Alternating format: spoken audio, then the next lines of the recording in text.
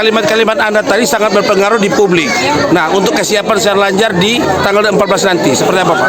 Iya, kalau saya sih sudah sangat siap. Rakyat siap nggak mengutus orang-orang yang berani untuk melakukan perubahan-perubahan terhadap beberapa regulasi yang tidak berpihak kepada rakyat. Dan ini tidak boleh disalahkan kepada Presiden jika ada ketimpangan dalam pelayanan kepada rakyat. Tidak boleh disalahkan kepada Gubernur, Bupati, dan Wali Kota. Yang harus bertanggung jawab adalah Dewan Perwakilan Rakyat sebagai dapur perencana pembentukan undang-undang. Yang sangat disayangkan, kebanyakan orang yang datang, dia tidak tahu persoalan, dia tidak tahu membuat penyelesaian persoalan. Nah, contoh saja, diharamkan sebenarnya satu negara atau negara itu berdagang dengan rakyat. Iya kan?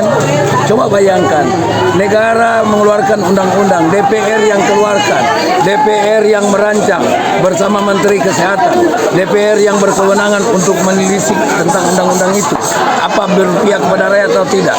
Judulnya BPJS yang notabene sebagai jaminan kesehatan pada rakyat. Tapi buktinya rakyat harus membayar. Yang dikhawatirkan akhirnya bayaran rakyat itu sebagian habis jadi gaji dari ketua BPJS dan semua petugas BPJS. Bayangkan rakyat yang susah harus merogoh kantong untuk menggaji para orang BPJS. Itu jaminan Pak Sehan jika terpilih nanti? Lah harus. Dan saya memang sasaran ke Komisi 2 karena Komisi 2 itu adalah pintu awal masuknya semua peraturan perundang-undangan. Di sini harus melek, harus orang paham tentang aturan. Jadi tidak boleh asal ketuk. Ya.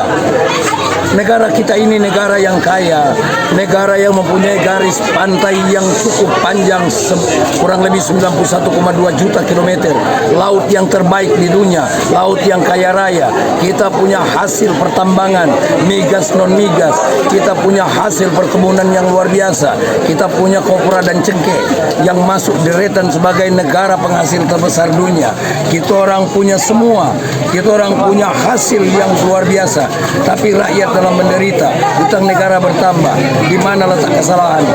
Para wakil rakyat tidak memahami tentang apa maksud dan tujuan untuk membentuk negara. Negara didirikan hanya 3 hal tujuannya. Pertama, lindungi semua tumpah darah. Kedua, cerdaskan rakyat. Ketiga, sejahterakan. Sekarang negara gagal. Tidak ada yang terlindungi.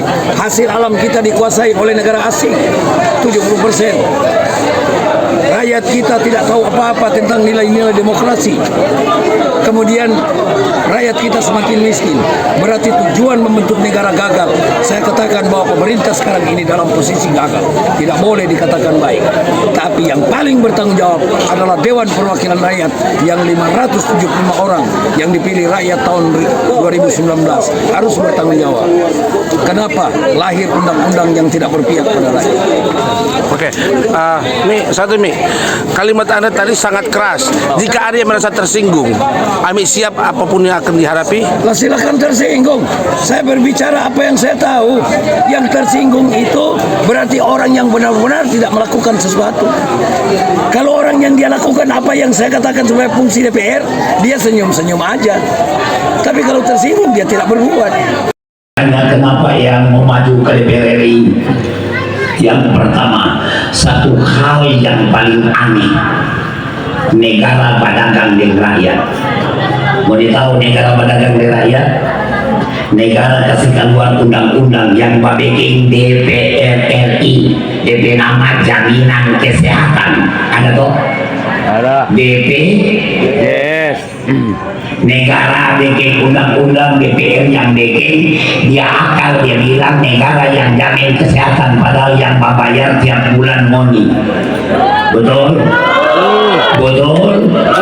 35.000, 55.000, bahkan ada 100.000, iya kan? Ini kartu putar balik. Dan yang bikin itu DPR RI. Yang merancang itu Komisi 9, diserahkan kepada Komisi 2, kemudian di bawah diparipurnakan. Bodoh sekali orang. Atau mati hati. Mau dijamin rakyat kesehatan tapi rakyat membayar. Makanya mau di kartu besok mau ditulis, kan dia ada bilang jaminan kesehatan, tulis di belakang sesungguhnya tidak terjamin. Salah satu saya anggap adalah tipu daya oleh negara adalah BPJS. Seharusnya rakyat diberikan kartu gratis total, tidak perlu bayar apa-apa.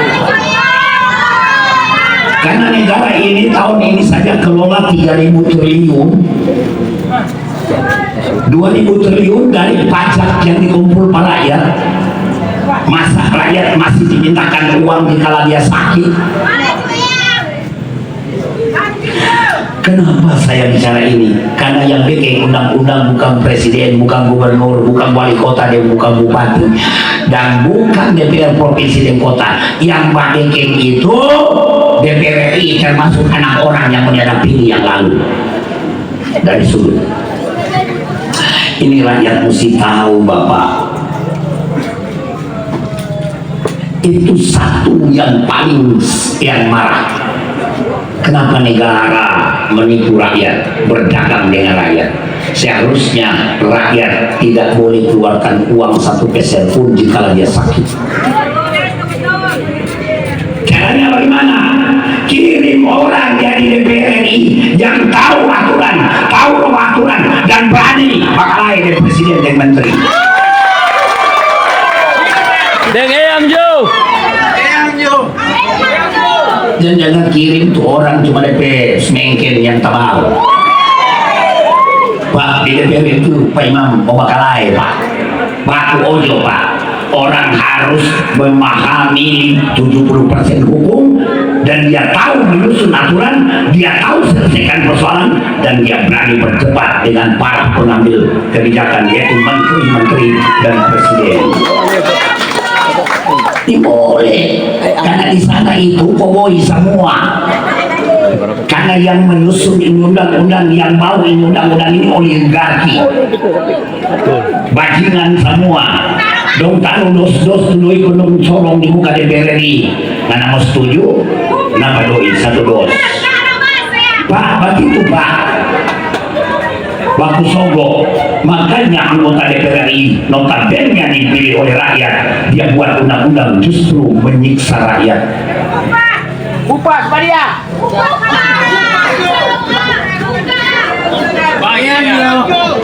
Mau dipikir itu menteri-menteri presiden angka semua jago, paling banyak bungongo orang itu. Buktinya dua kita maki-maki waktu di COVID. Kemudian di televisi kita maki akan dua menteri desa dan menteri sosial. DP 2 bulan kok KPK periksa, dapat lo masuk penjara 8 tahun karena orang. Itu bukti bahwa tidak semua menteri benar. Makanya yang harus kuat itu siapa? Wakil rakyat DPR RI. Itu harus kuat, paham, punya otak dan nurani. Kedua Pak, saya ini makan hati sampai sekarang. Ini mulai bedakan mana perguruan tinggi swasta dan mana negeri. Kuliah di swasta anak-anak dibayar, wajar, karena itu perorangan punya. Tapi ketika kuliah di Unsrat itu dia nama Universitas satu lagi negeri. Pemerintah punya, bukan pemerintah punya, rakyat punya. Pemerintah ada apa sih? Kita selalu bilang presiden, gubernur, bupati, wali kota, semua dorang mau ceke, dorang peta tinggal, dompet baju, dompet kos jalan sampai popok itu diongkos dengan uang rakyat.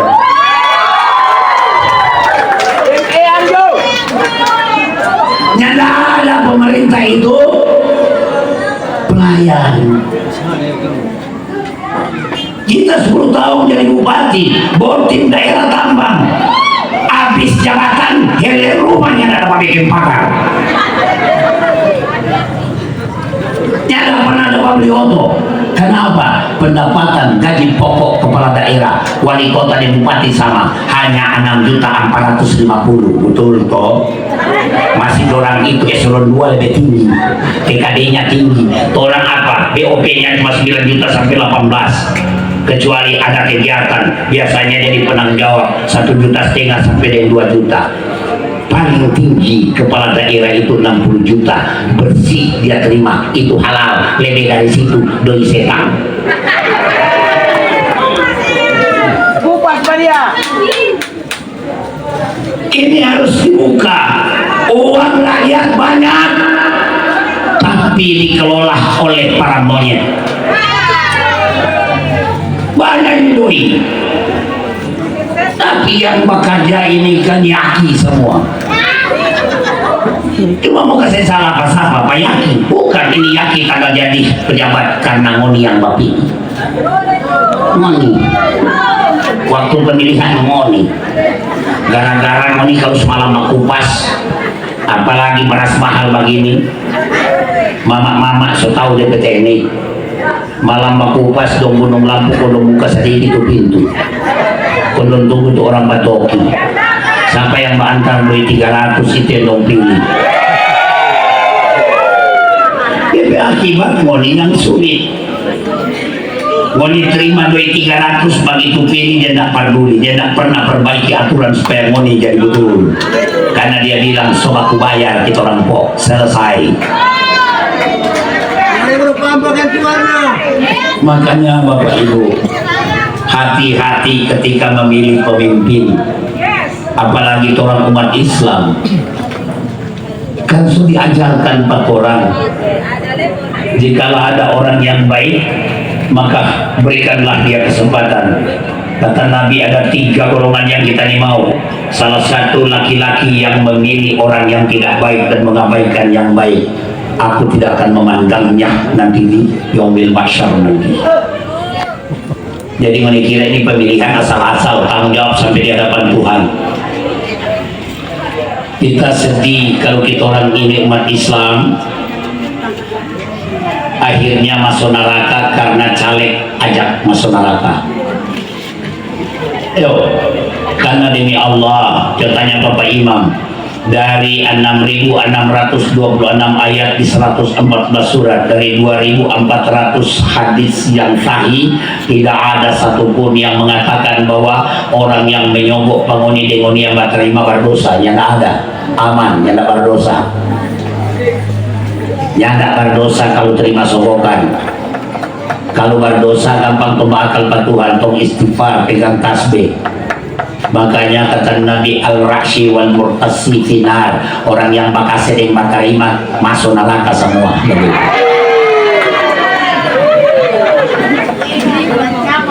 Kalau itu begitu berarti tanda dalam tafsirannya ngoni pe haji, ngoni pe sambayang, ngoni pe zakat, ngoni pe puasa, ngoni pe sholat malam, ngoni pe duha tidak ada satu Allah terima karena langsung masuk. Kalau tafsiran dari hadis sahih dari Rasulullah, al-rashi wal murtasi finar, yang bakasi ding batarima ta neraka di tambah.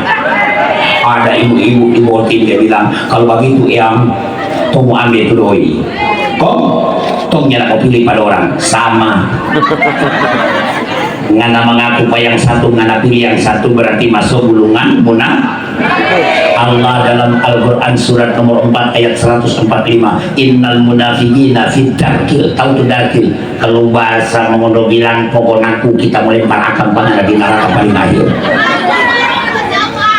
Jadi 2, ngana terima tetap neraka, terima kok ngana yang tak pilih dia tetap neraka. Jadi pilihan terbaik jangan terima kok pilih, atau jangan sama sekali pilih kalau ngana ada rasa ngana yang tak sama sekali ngana yakini begitu.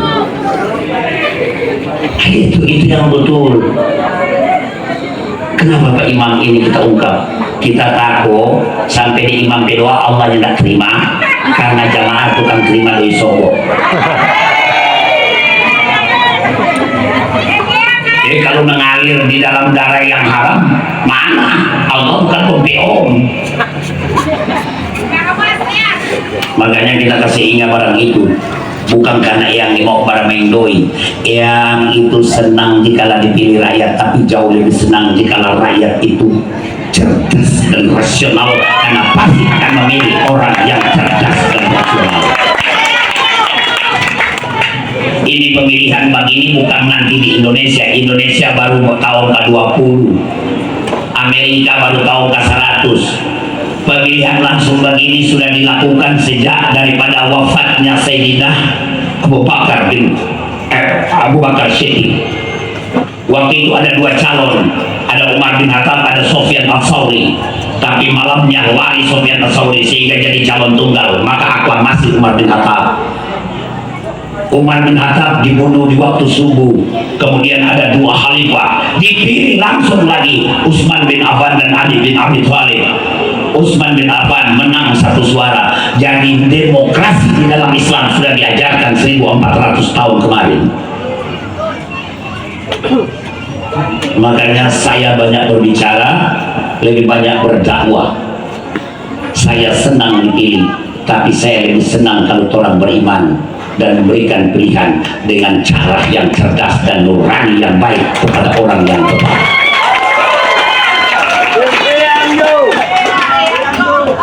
Karena ini mau pilih ini menggantungkan harapan. Mau jadi pemimpin itu, dalam hadits qudsi dia bilang, as-sultanu zilullahi fil ard. Pemimpin itu naungan Allah di muka bumi. Kalau gospel bilang, Injil, Lukas, Markus, Matius, dan Yohanes, pemimpin naungan itu sebagai wakil Allah. Jadi hampir sama di bumi.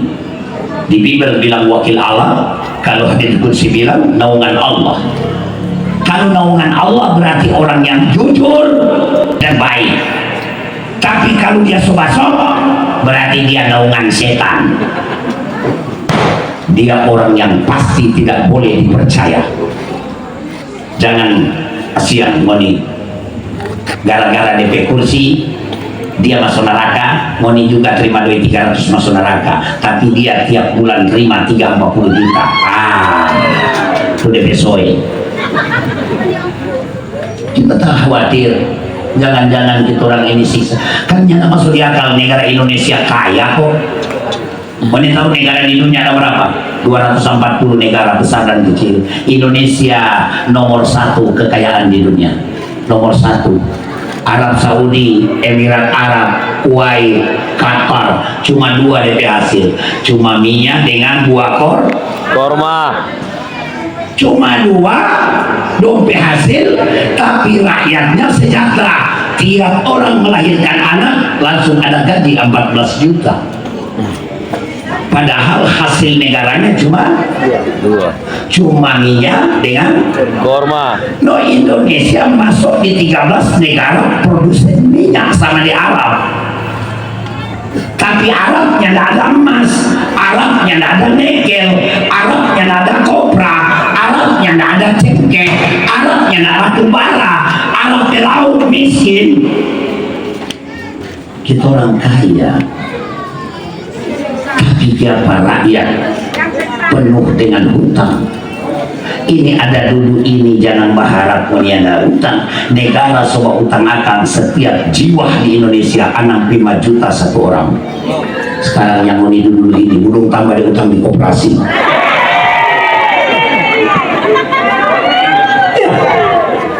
Karena hutang negara ada 3. Hutang resmi 8.000 triliun, hutang BUMN yang menjadi tanggung jawab negara kurang lebih 11 triliun, dan hutang tidak resmi di bawah meja kurang lebih 10 triliun. Totalnya rating sendiri. Kalau dibagi dengan 280 juta penduduk Indonesia, maka masing-masing negara semua utang akan orang 65 juta. Bayar apa? Bayar dan pajak. Beli rokok ada pajak, beli bensin ada pajak, semua yang orang beli hasil industri ada pajak. 1 tahun 2.000 triliun negara kumpul hanya untuk membayar bunga utang 600 triliun. Sekarang apa tuh mau banggakan di negara ini? Kenapa terjadi begitu? bukan salah presiden, bukan salah gubernur, bukan salah wali kota dan bupati, salah dari para wakil rakyat sebagai mesin pencetak aturan. Goblok semua, tidak berpihak pada rakyat.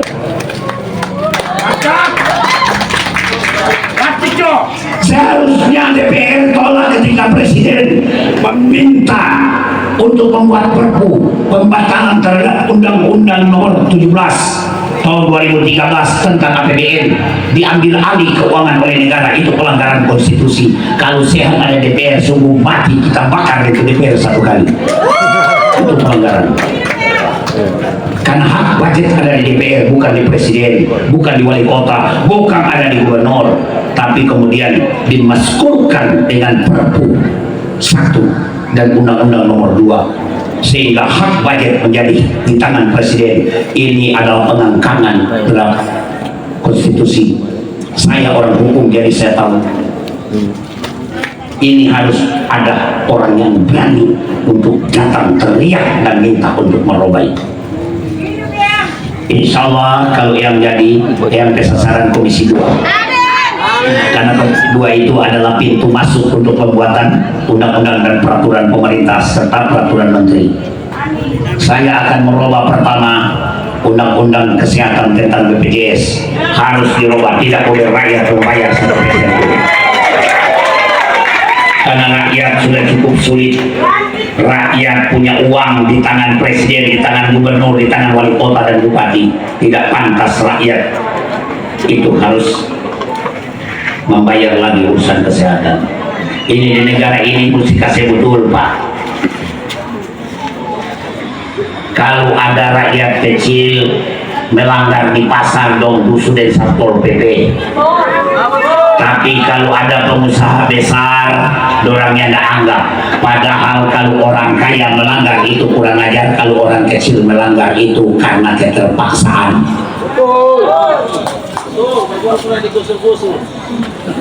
Ini semuanya harus diperbaiki, Pak, dan harus ada orang yang tangan keras untuk meluruskan persoalan ini. Kita kadang-kadang menyasar jadi orang Indonesia. Siapa pun sampai lahir di negeri tanpa jin berbuang anak begini.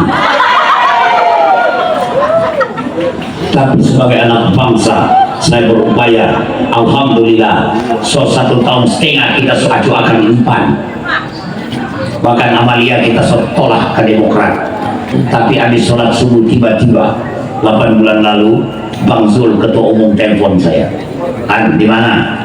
Di Boltim. Kamu ke Jakarta, ngapain Bang? Kamu harus nyalek. Enggak,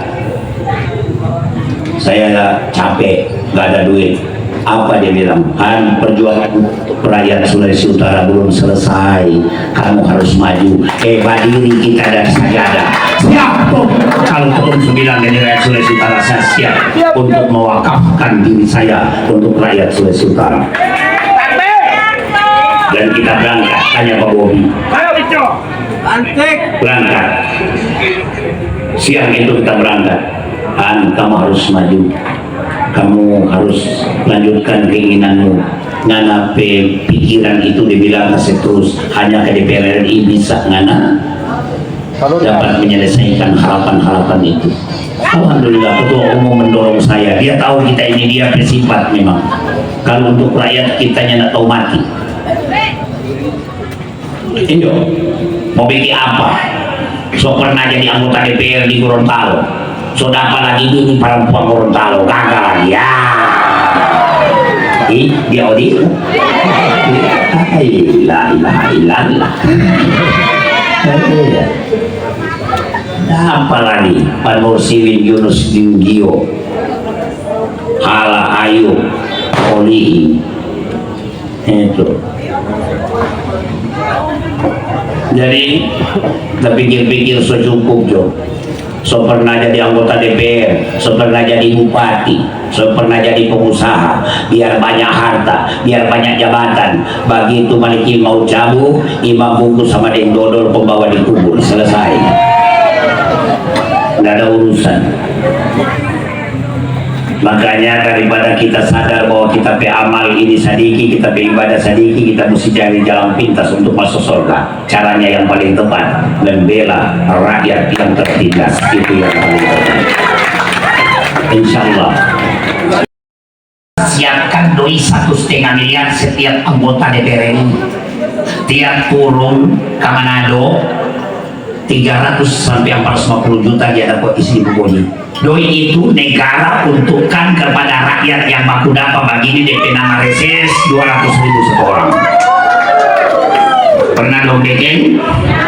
Pernah lo akan kasih dulu itu bangun? Orang lihat apa kenen?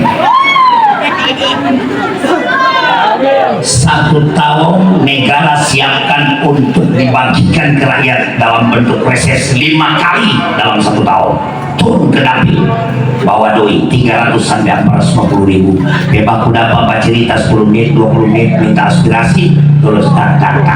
Kalau itu sah, tapi kalau minta sekarang bawa seluruh melakukan kita. Jadi tunggu nanti kita landing kok kita bahas itu dari reses bangun dibagi.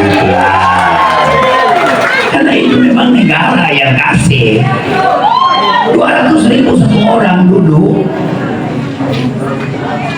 Lu dalam bikin kok?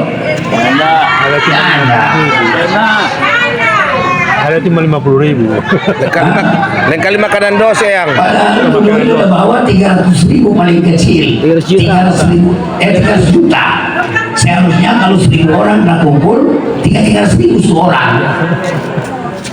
Lo nggak kasih. Pertanyaan, siapa kong yang bilang?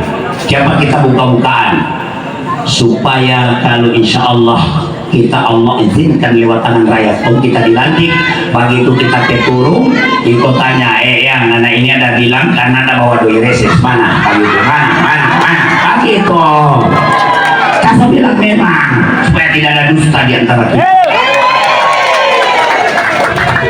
Karena doi itu haram kalau dimakan oleh anggota DPR, karena negara titip berikan kepada rakyat yang duduk menyampaikan aspirasinya. Makanya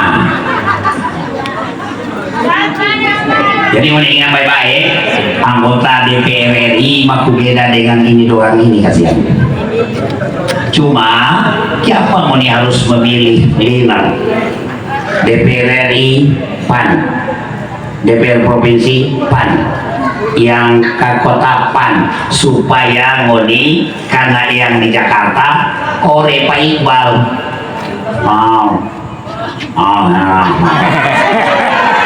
Iqbal telepon Pak Bambang yang di provinsi nomor 7. Bang, ini kelihatan keperluannya besar, tanda mampu.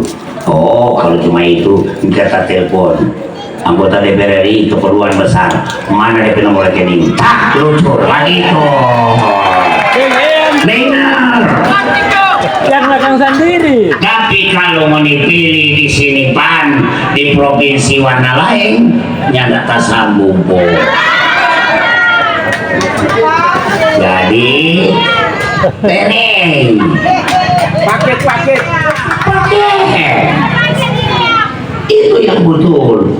Kan jauh tuh, mau di mobil Pak Bambang, mobil Pak Eyang ada di Jakarta. Ini Pak Iqbal.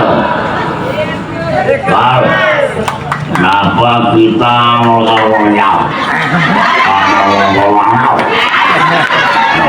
Iqbal bilang kau berapa?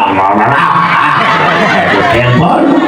Abang Bang lupa bros, ini rakyat tompe, rakyat kasihan kayak keluhan lupa pasar. Siapa itu laki-laki iyo? Siapa mau kawin ulang kata? Kalau itu tanda kasih, kalau laki-laki minta doi mau kawin ulang tanda kasih lillahi ta'ala dia.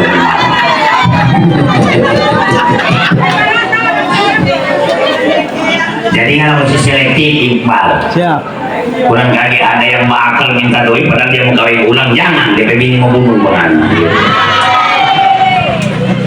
Jadi itu maksudnya kenapa orang satu garis supaya mudah berkoordinasi, karena yang banyak DPDI itu DPR RI, yang banyak doi untuk rakyat itu DPR RI. Kalau DPR provinsi provinsi itu dia menjalankan apa yang ditetapkan oleh DPR RI, begitu juga kabupaten dan kota. Jadi kalau suka mau digampang, ya itu tembak Pak Iqbal, tembak Pak Bambang ke provinsi, kontinis mainnya Mbak Kumis.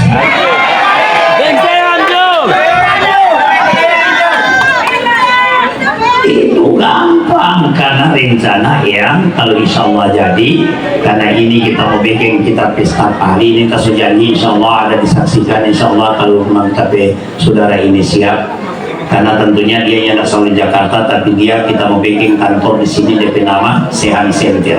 Jadi semua dari Bitung, dari Minut, dari Minahasa datang di situ keluhkan apa yang dia mau, dia tentunya yang menyampaikan ke kita. Koordinasi dengan anggota DPR di Kota Mobagu harus ada satu Sehan Center supaya setiap saat bisa ada kabar tentang bagaimana keadaan rakyat, ada yang terdesak harus segera ditangani, karena DPR dia punya gaji besar dan dia lele gampang dapat doi. Ini semua mesti mau bilang supaya mau tahu. Makanya ada DPR RI baru 5 tahun DP kekayaan 2 triliun jadi padahal DP bapak bukan simliong, liong. Sama juga tapi bapak petani tapi tiba-tiba DP kekayaan semuanya karena masuk di akal. Makanya insya Allah yang sebilang memang supaya ngoni nak malu buatannya. Iqbal telepon Pak itu Sehan lancar.